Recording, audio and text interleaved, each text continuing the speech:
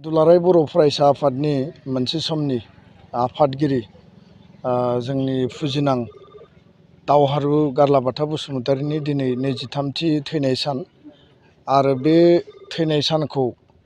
न'खरजों लोगोसे charitable trust आरो जोंहा क'क्राझार जिल्ला आरो रामफलबिल दख'रा दुलाराय बर' फरायसा आफाद गासैनिबो जथाय हेफाजाबनि गेजेरजों थेलेबलेबै बे बोसोराव मेहेरगोनाङै बेखौ खुंफुंनाय जादों आरो बिथांनि बे जि माने समाधि फबनाय जायगायाव बिथांखौ बिबार बावनायजों लोगोसे बिथांनि सोरगोआरि जि जिउमाया सोरगोआव आलो गोजोनै थानो हायो बिनि थाखाय आनान गसाइनियाव बयबो आर'ज गाबदों आरो दिनै बे जि सान बे साना जोंनि थाखाय दुखुनांथाव सान थेवबो जोङो गारलाबाथा बसुमतारि बिथांनि जिखिनि सान्थौ आरो सानस्रि बेखौ गोजोर खालामनो थाखाय अराय फोथांना लाखिनो थाखाय आरो बिथाङा बर' हारियाव बर' समाजाव होलांनाय माहारिबादनि जि सान्थौ सानस्रि आरो समाज आरो हारिखौ गेबें आरो गोथों लामाजों हारि हिसाबै थांना थानायाव जेब्लाबो बिथाङा खोब गोख्रोङै हाबा मावलांदोंमोन बेखौ जोङो जेब्लाबो माहारियाव फोथांना लाखिनांगोन। बेखायनो गासै हारियाव आरो जोंनि समाजारि बिथिङाव लोगोसे जोंनि फरायसा फरायसुलि बिथांमोना गारलाबाथा बिथांनि जिखिनि मावलांनाय जों जायखौ दावहारु बिमुं होदों बे दावहारु बिथांनि जिखिनि सानस्रि आरो हाबाफोर दङमोन बेखौ जोङो जाहाथे इयुन जोलैनो रोखायै फोरमायलांनो हायो।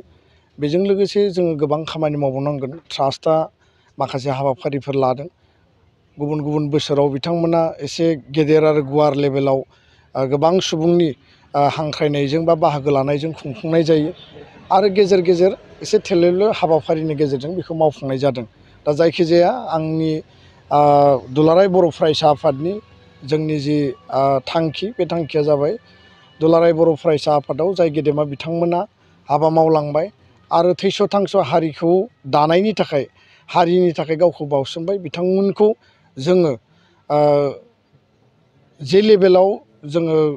बिथांमोननि सान्थौ सानस्रिखौ फोथांनायजों लोगोसे जिखिनि आद्रा सिमां दंमोन बेखौ मोगथाङाव मावफुंनायनि थाखाय जोंनि जिखिनि स्टेपफोर इनिसियेटिभफोर जिखिनि लानांगौ दङ जों बेखौ लागोन आरो बिथांखौ जोङो बांसिन गोसार होनो हानाय बायदि सरकार लेभेलनिफ्रायबो थोजासे मदद होनांगौ होननानै आङो दिनैनि बे बिथांनि जि थैनाय सान गोसोखांथि सानाव आं बेखौ खावलायबाय। इयुननि समाव जोङो न'खरजों ट्रास्टजों आरो एबसु हिसाबै जोङो रायज्लायनानै मा हाबाफारि लाजायो बिनि सायाव जोङो फार्स्ट प्रायरिटि हिसाबै जेनेबा बड'फाफोरखौ गोबाङानो होयो जोहोलाव सामलामोनखौ मान होनाय जायो बांसिन बिथांमोननि मुसुखाबो दं नाथाय दिनैसिम 23 बोसोर जाबाय गारलाबाथा बसुमतारिनि मोनसेबो मुसुखा नुनो मोना सावगारिबो नुनो मोना इयुन जेनेरेसनफोराबो नुनो मोनाखै बिथांखौ फ्राय मिथियानो मा बिथां जेरै दुलाराय बर' फरायसा आफादनि आफादगिरि हिसाबै दुलाराय बर' फरायसा आफादनि जिल्ला दख'रा बा मिरु लेभेलाव जाय बिथांमोना हाबा मावलांबाय बा सोमावसारनायनि समाव जाय बिथांमोना मुंख्लं जालांबाय आरो माखासे थासारियाव रुंसारि जालांबाय गासैनिबो मान मर्यादा बा गासैनिबो स्टेटासा दुलाराय बर' फरायसा आफादनि थाखाय बा माहारिनि थाखाय समान बेयाव जेबो फारागथि गैया। जोङो गुबुन गुबुन बिमुं होनानै बिथांमोनखौ जोङो हारिनि साफा साफा नेसनेल हिर' बा माहारिनि सासे सासे आइकन हिसाबै जोङो जेब्लाबो बिथांमोनखौ जोङो मर्यादा होबोदों आरो बे होलांगोन। बड'फानि मर्यादाया आलादा गारलाबाथा दावहारु बिमुं होनानै जों बिथांखौ आलादा मर्यादा होदों नाथाय माहारिनि थाखाय बयबो बिथांमोना माहारिनि सार्थआव जातीयताबादिखौ लानानै हाबा मावग्रा साफा साफा फायखि आरो बेखायनो गोलाव सम जिहेथु बड'लेण्ड आन्दलन सोलिदोंमोन आरो बे आन्दलननि गेजेराव माखासे थासारियाव बेबायदि गोसोखांथियाव मोजां साबना हामना स्टेचु बा साबना हामना बेबायदि माखासे पार्कफोर बानायनो थाखाय जिहेतु जोंनियाव खाबु गैयामोन आरो बेखायनो खाबु गैयामोन जिहेतु सोमावसारनाया जोबाखैमोन आरो दिनै BSc एकर्ड जाबाय BTC एकर्ड जाबाय BTR एकर्ड जाबाय दा बे समाव आन्दलननि परिबेस जिहेतु गैथ'लिया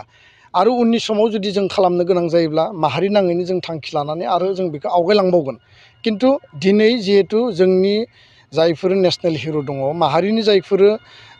पायनियार रल लाग्रा आइकनफोर दङ बिथांमोननि गोसोखांथियाव बिथांमोननि बिहोमाखौ कन्ट्रिबिउसनखौ मर्यादा होनानै